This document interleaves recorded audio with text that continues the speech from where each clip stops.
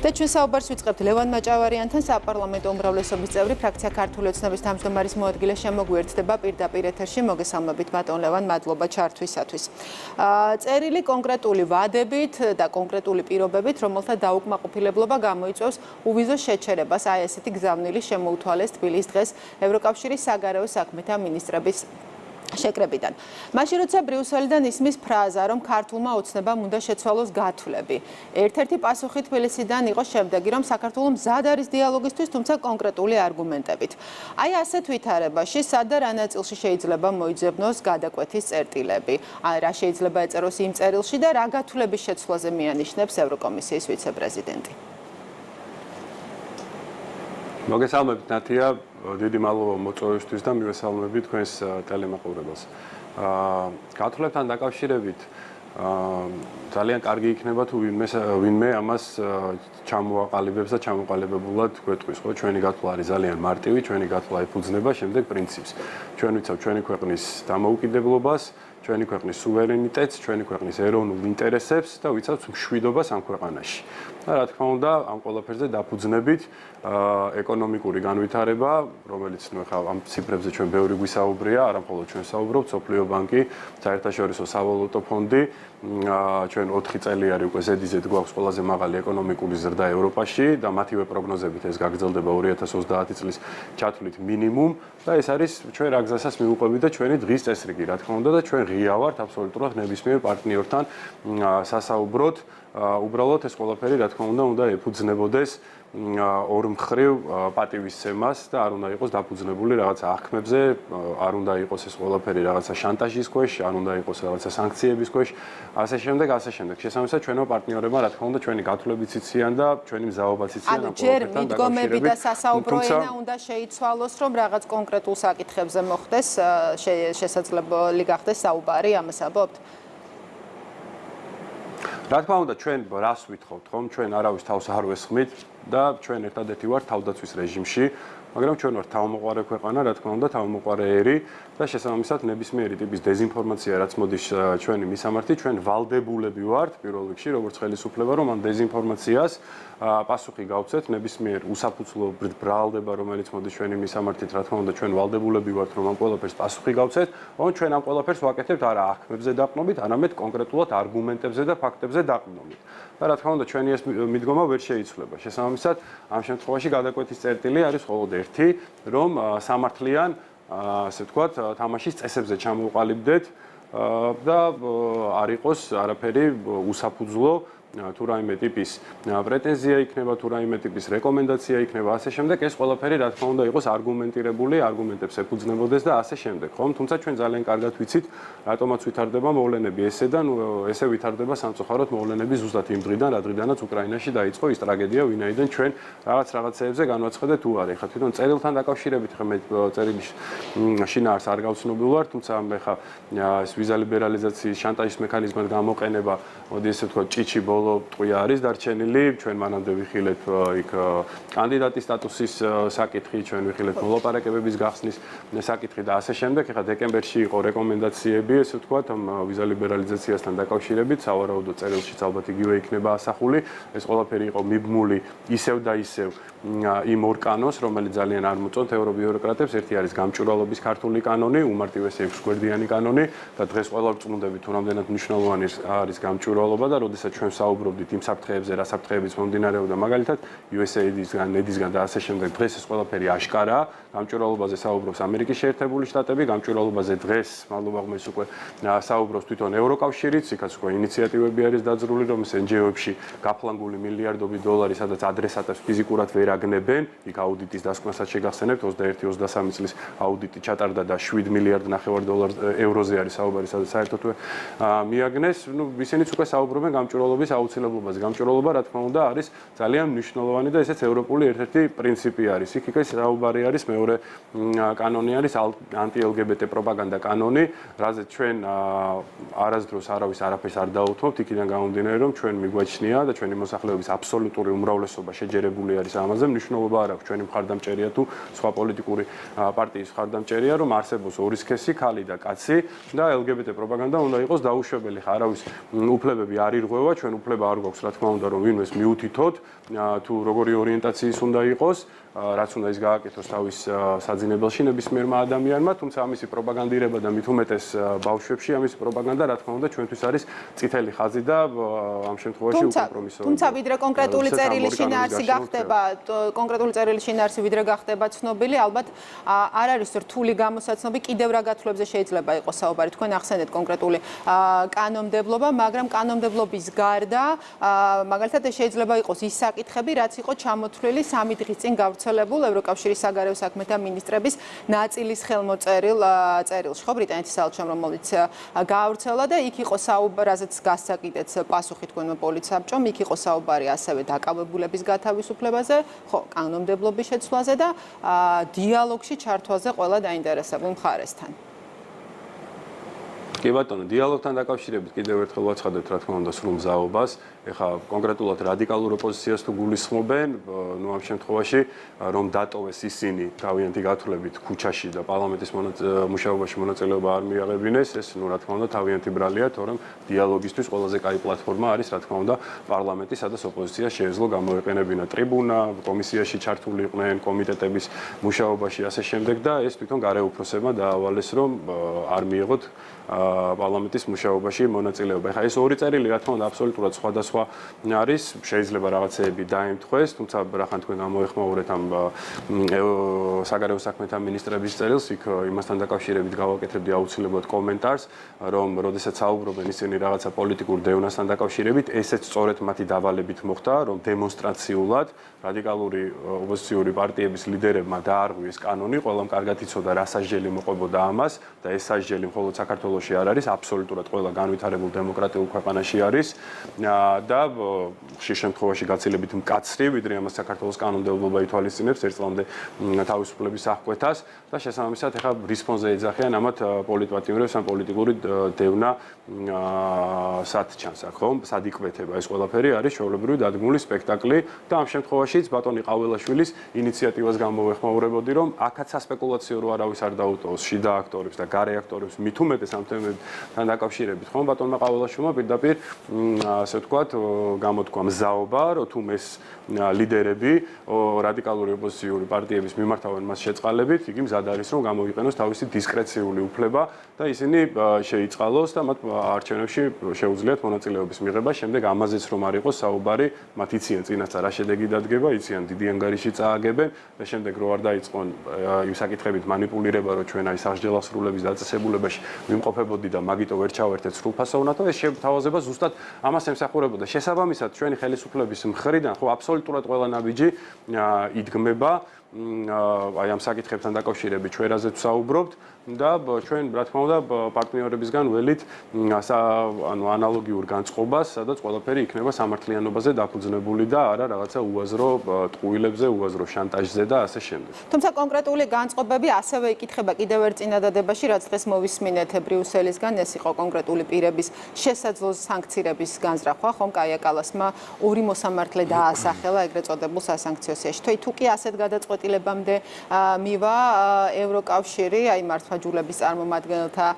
სანქცირებაზე, ეს ფონი როგორ დაეხმარება მაგალითად ურთიერთობის გადატვირთვას? ნუ რა თქმა უნდა ეს ძალიან სამწუხარო იქნება, ჩვენი მოქალაქეები ხა ჩვენი გუნდი მით უმეტეს ამას ყველაფერს მიჩვეულები ვარ, ჩვენი მოქალაქეებიც მიეჩვენენ ბოლო 3 წელიწადნახევრის განმავლობაში კიდევ ერთხელ ხას უსვავ და ყოველთვის ხას გავუსვავ, რომ ზუსტად იმ დღიდან, როდესაც უკრაინაში დაიწყო ეს ტრაგედია და ჩვენ რაღაცებზე უარი განვაცხადეთ, აი ეს განწყობა შეიქმნა ევრობიუროკრატებში, იქიდან გამომდინარე, რომ მათ გადაწყვიტეს, რომ ქართული ოცნება უნდა დაისაჯოს, ვინაიდან არ მიიღეს მონაწილეობა რაღაცა პროქსი ომში და ვერ გამოიყენეს როგორც სატელიტი სახელმწიფო, ხო? და მას შემდეგ გრძელდება ეს ყველაფერი სანქციები, შანტაჟი, ეს უსაფუძვლო ბრალდებები და ასე შემდეგ და ეს ყველაფერი ძალიან სამწუხარო ეხლა კონკრეტულად მოსამართლეებზე რო ვთქვათ, მოსამართლეებთან დაკავშირებით,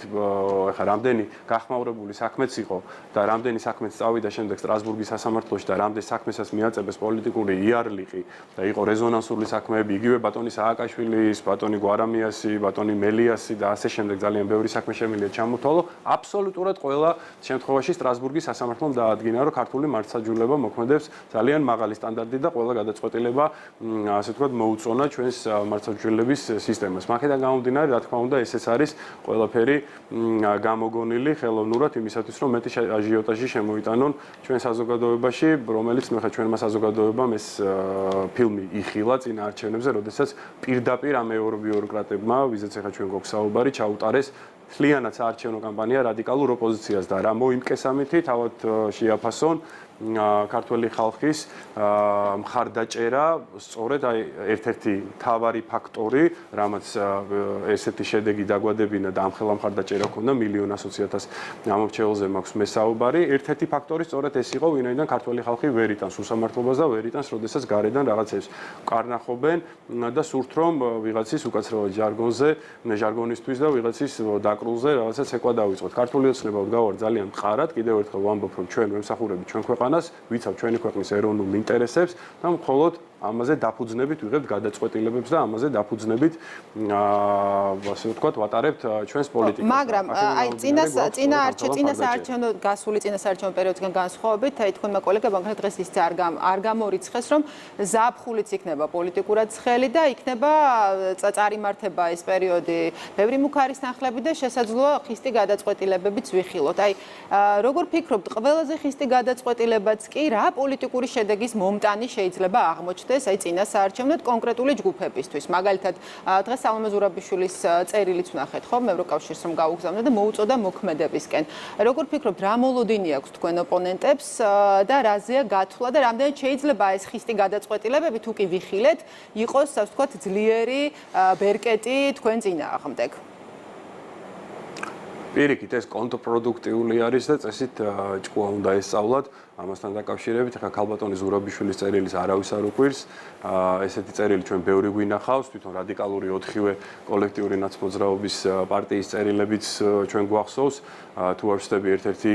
თარიღდება 24 წლის ნოემბრით, როდესაც მათ ევროკავშირის მიმართეს 4-ვე რადიკალური პარტიის ხელმოწერა არის იმ წერილზე, სადაც საქართველოს დასანქცირებას ითხოვდნენ. ნუ ესეც აქ ახალი არაფერი არ არის და პირიქით კონტრპროდუქტიული არის მათთვისაც და ამ ევრობიუროკრატებისთვისაც, ხო? მაგალითად მომყავს ხოლმე ერთი თვის წინ ჩატარდა თუ არ ვცდები ევრობარომეტრის კვლევა, სადაც რადიკალურად არის შემცირებული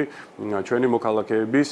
კეთილგანწყობა, ასე ვთქვათ, ევროპის მიმართ, რა ძალიან სამწუხაროა, რასაც იწვევს აი სწორედ ეს მიდგომები ევრობიუროკრატების მხრიდან, რაც მე ჩამოვთვალე, ეს უსამართლობა ჩვენ ყოველთვის მიჯნავთ, კიდევ ერთხელ ხაზგასმით ვამბობ ევრობიუროკრატებს ევროკავშირისგან და ევროპისგან და ევროპელი ხალხისგან, თუმცა ევრობიუროკრატების აი ეს ქცევა, რა თქმა უნდა, იწვევს განწყობების ცვლილებას ჩვენ საზოგადოებაში, რაც ძალიან სამწუხაროა და ნებისმიერ ესეთი ტიპის ნაბიჯი შანტაჟი იქნება თუ ეს უსამართლობა იქნება თუ რაღაცა ტიპის მოთხოვნები იქნება, რომლებიც ნუ აბსოლუტურად უსაფუძვლო არის, ან იგივე კანონების გაწევა, რომელიც ჭირდება ჩვენ ქვეყანას, ჩვენი უსაფრთხოების დასაცავად, იგივე გამჭვირვალობის კანონი და მით უმეტეს, რაც ბატონმა ტრამპმა დაიკავა Oval Office-ი, ყველა დარწმუნდა იმაში, რომ ეს არის სასაცილო მნიშვნელოვანი კანონი, რომ ფიზიკურად ვიცოდეთ, ვის რა ფული ერიცხება და რაში ხარჯავს. მეც ხო არაფერს არ ავალდებულებს ეს მარტივესი ქართული კანონი თავიდან რომ შეასახეს ჩვენი მოქალაქეების გარკვეულ ნაწილს, რომ რაღაცა რუსული კანონი იყო თუ ასე შემდეგ და ანტი-LGBT პროპაგანდა კანონზეც ჩვენი პოზიცია კარგად იციან და იციან მთლიანად საქართველოს მოსახლეობის აბსოლუტური უმრავლესობის პოზიცია, რომ LGBT პროპაგანდა საქართველოში დაუშვებელია და მით უმეტეს ბავშვებში ეს არის წითელი ხაზი და ჩვენ ამას არასდროს არ გადავხედავთ არაფრის ფასად. ბატონ ლევან, კიდევ ერთ თემას შევეხოთ უკვე შიდა მზადებას თვითმმართველობის არჩევნებისთვის, აი ქვეყნის შიგნით პოლიტიკური პარტიების პოზიციონირება, როგორ მოდის თანხმედრაში, აი თუნდაც ევროკავშირიდან წამოსულ გზავნილებთან, ევროპარლამენტის დიდი ნაწილის ევროდეპუტატების დიდი ნაწილის მოლოდინებთან. აი ის რომ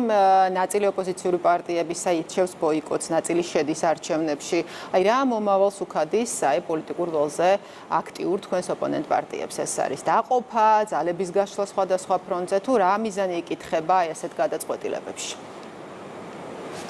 ნახეთ, ოპოზიცია არის ძალიან შესუსტებული, მათი რეიტინგი არის დრამატულად შემცირებული წინა არჩევნებზე, მათ 61 მანდატი მოიპოვეს, რაც ნამდვილად არ არის სახუმარო შედეგი. ხო, პატარა წარმატება შეგვიძლია დავარქვათ, მაგრამ მას მერე მათ ძალიან არასწორი სვლები გააკეთეს თავიანთი გარე უფროსების დავალებით, ვინაიდან გარე უფროსებს გათვლა ჰქონდათ, რომ ჩვენ შანტაჟის ფონზე გადაგვადგმევინებდნენ რაღაცა ტიპის ნაბიჯებს, რაც 2020 წელს გადაგვადგმევინეს და წავიდოდით კომპრომისებზე, ხო? არ მიიღეს საპარლამენტო მუშაობაში მონაწილეობა, ატყუებდნენ ამ მომრჩეველს, რომ არჩევნები იყო გაყალბებული და დღემდე მტკიცებულება ვერავინ ვერ დადო და ეუთო ოდირის რეპუტაციის დაცვა ჩვენ გვიწევს ქართულ ოცნებას, სადაც პოზიტიური ანგარიში არის. ასევე ისინი ყოველდღიურად რა ვიცი რადიკალური პარტიის ლიდერები ეთერებში დადიოდნენ და პირდაპირ აანონსებდნენ, რომ მათ დღის წესრიგს წარმოადგენს საქართველოს ეკონომიკური რაღაცნაირი დესტაბილიზაცია და ეკონომიკურ იზოლაციაში ქვეყნის მოქცევა და ასე შემდეგ. უამრავი ფაქტორი შემიძლია ჩამოვთვალო, რამაც გამოიწვია მათი რეიტინგის დრამატული ცვლილება. გარე უფროსები დაფიქრდნენ და რა თქმა უნდა მიხვდნენ, რომ ნაციონალურ მოძრაობაზე ფსონს ისინი ვერ აკეთებენ და ვერც ახალზე ვერ აკეთებენ, იქიდან გამომდინარე, რომ ჩვენი საზოგადოებას ვერ შეასაღეს ახალი, როგორც რაღაცა ახალი ძალა და ყველა აღიქვავს, რომ ზუსტად ერთ-ეგივე ძალაზე არის საუბარი. მაგრამ რჩებიან ისეთი მოქალაქეები ჩვენს ქვეყანაში, რომლებიც ვერ აღიქვავენ დღესდღეობით ყოველ შემთხვევაში, რომ ბატონი გახარიას პარტია და ბატონი ხაზარაძის პარტია ზუსტად იგივე ვერტიკალიდან იმართება, როგორც ეს დანარჩენი ორი რადიკალური პარტია და შესაბამისად ფსონს ამიტომ აკეთებენ ამ ორ პარტიაზე და ცდილობენ, რომ მათი ამომრჩეველი კიდევ უფრო მეტ შეცდომაში შეიყვანონ, იქიდან გამომდინარე, რომ რაღაცა ხელოვნური დაპირისპირება დაანახონ ნაციონალურ მოძრაობასთან მიმართებაში, თუმცა გადავხედოთ წარსულს და ეს ოთხივე რადიკალური პარტია ერთი მაგიდის გარშემო მოისხდა ამ წლების განმავლობაში, ერთად აყალიბებდა დღის წესრიგს, ერთი მესიჯ ბოქსით მოქმედებდა, ერთად აგზავნიდნენ დანოსებს ბრიუსელში, ერთად დადიოდნენ კაბინეტებიდან კაბინეტებში, ჩვენთვის მავნებელი, ასე ვთქვათ, ქვეყნისთვის მავნებელი საქმიანობისთვის და ასე შემდეგ. აბსოლუტურად ყველაფერს ისინი ერთად აკეთებდნენ, ერთ დავალებას ასრულებდნენ და ქალბატონი ზურაბიშვილის გარშემო იყვნენ წინა არჩევნებში შემოკრებილები, ხო? აქედან გამომდინარე, მოსახლეობის შეცდომაში შეყვანა არის ძალიან რთული. ახლა კონკრეტულად ბატონ ხაზარაძის პარტიაზე თუ ვისაუბრებთ, ხო? ერთი წუთი მჭირდება უბრალოდ რომ შევაჯამო, ვთქვათ ისეთი ტიპის ამომრჩევლისთვისაც, ვისაც დღემდე არ აქვს აღქმული, რომ ოთხივე პარტია იმართება ერთ და იგივე ვერტიკალიდან, ვისაც ჩვენ გლობალურ ომის პარტიას ეგრეთ წოდებულს უწოდებთ, არაფორმალურ ოლიგარქიულ მმართველობას, ხო? ბატონი ხაზარაძესთან დაკავშირებით უამრავი შეკითხვა არის საგამოძიებო კომისიაზე, კიდევ ბევრი რაღაცა გამოაშკარავდა, იქ გადაფორმებებთან დაკავშირებით ბიზნესის და ასე შემდეგ, სადაც პირდაპირ მონაწილეობას იღებდნენ, ბევრ კითხვაზე აქვს პასუხი გასაცემი. შევახსენებ ჩვენ საზოგადოებას, რომ როდესაც ბატონმა ხაზარაძემ საქართველოს უჩივლა ანაკლის სპორტთან დაკავშირებით, როდესაც მთავრობამ ყველანაირად ხელი შეუწყო და რამდენჯერმე ვალდებულება გადაუვადა, მან პარიზის არბიტრაჟო წააგო, სადაც გამოვლინდა, რომ მოეგო ის თავისი საჩივარი, ხო, $1.5 მილიარდი მიქონდა საქართველოს ბიუჯეტიდან. ეს არავის არ დაავიწყდეს არასდროს. და მოთხოვონ ბატონ ხაზარაძეს ან კითხონ თუ რა შეაპირებდა შემდეგ ამ $1.5 მილიარდ დახარჯვას, რომელიც ჩვენი ქვეყნის ბიუჯეტიდან უნდა წაიღო. ხოლო ბატონ გახარიასთან დაკავშირებით, ნუ ახლა გუნდს უღალატა, ჯერ ამბობდა, რომ იმიტომ გადავდექი, რომ თქვათ მელიას დაჭერაში საფრთხეს ხედავდიო, შემდეგ ამბობდა, რომ ბიძინა ივანიშვილი ჩემს საქმეებში ვერ ერეოდაო, ვერასდროსო, მაგრამ შემდეგ უკვე თქვა, რომ ჩემი გადადგომის მიზეზი იყო ბიძინა ივანიშვილის ჩემს საქმეში ჩარევაო, მერე გამომშრალდა, რომ თურმე ელს შეხვედრია ამერიკის ელსთან, მაგის მერე მიიღო ეს გადაწყვეტილება, შემდეგ ჩვენ გვახსოვს, როდესაც 2021 წელს იგი არჩევნებში გამოვიდა, ნუ წინა არჩევნებზე ძალიან ბევრი ახალგაზრდა გამოვიდა, ასე ვთქვათ, ტელევიზიით და პირდაპირ ამბობდნენ, რომ მზად ვართ, რომ პირდაპირ ეთერში დავუჯდეთო და დავამტკიცოთ ის, რომ ჩვენრა კუთვნილი ხელფასებიც ჰქონდა 21 წლის არჩევნებიდან გამომდინარე, უკაცრავად ჟარგონისთვის და გადაგვაგდო, ხო? ეხლა საარჩევნო სიასაც რო შევხედოთ, იქ თუ ვასწრები მიხეილ დაუშვილი, რომელიც მისი ძალიან ერთგული, ასე ვთქვათ, თანამშრომელი იყო, საერთოდ გამომრჩაო, შემდეგ ჩაუხსნა X-ები თავის თანამშრომლებს, ისე რომ საერთოდ არ კითხა და ძალიან დიდი უკმაყოფილება არის მის პარტიაში 20 ივნისთან დაკავშირებით, ყველა ეთერში იგი საუბრობდა, რომ აბსოლუტურად ყველა გადაწყვეტილებას მე ვიღებდი და ყველა ბრძანება ჩემი გაცემული იყო, ხოლო საგამოძიებო კომისიაზე მან პირდაპირ პოლიციას ხელი შეაწმინდა და თქვა, რომ რეზინის ტყუების გასროლა ჩემი ბრძანება არ იყო და თვითნებურად იმოქმედესო. ჩორჩანას საქმესთან დაკავშირებით, სადაც ნუ აბსოლუტურად ურთიერთგამომრიცხავ თემებზე საუბრობს, ჯერ ამბობდა, რომ გატაცებები ხდებოდაო და იმიტომ გავდი საგუშაგოსო, ერთ წუთში შეცვალა ჩვენება და არა გატაცება არ მიხსენებიაო, დაკავებები იყო, აღმოჩნდა, რომ საერთოდ დაკავებები არ იყო, თავიდან აცხადებდა, რომ ჩვენი კონტროლირებადი ტერიტორია იყო და მაგიტომ გადავწყვიტე საგუშაგოს ჩადგმაო, შემდეგ თქვა, რომ ჩვენ აბსოლუტურად ვერ ვაკონტროლებდითო და საბოლოო ჯამში მივიღეთ 5 საპასუხო, ასე ვთქვათ, საგუშაგო ოკუპანტების მხრიდან და დავკარგეთ 1 მილიონი კვადრატული მეტრი მიწა, ხო? ნუ ანუ ამ ყველაფერს ჩვენი მოქალაქეები, რა თქმა უნდა, აკვირდებიან და ვინც ახლა მეტნაკლებად საინფორმაციო გამოშვებებს უყურებს ან ასე შემდეგ, ნუ ეს ყველაფერი არ გამორჩება და რა თქმა უნდა, ახლა როგორც არ უნდა ეცადნო მათი გარე უფროსები, რომ გამიჯნო ნაციონალური მოძრაობისგან და არის ისეთი რაოდენობა კიდევ ერთხელ საბოლოო გადაწყვეტილებას მიიღებს ხალხი. არ აქვს ეს ახმული ვისაც ეს არ აქვს ახმული, რომ ისინი ერთ ძალას წარმოადგენენ, ისინი დააკვირდებიან მათ აი ამ ქმედებებს, რაც ახლა მე ჩამოვთვალე და რა თქმა უნდა, მათაც არანაირი შანსი არ აქვს, სულ რომ ვიღაცის პროლში გაიმიჯნონ რეალურად. მადლობა. ლევან მაჭავარიანი იყო ჩვენი სტუმარი.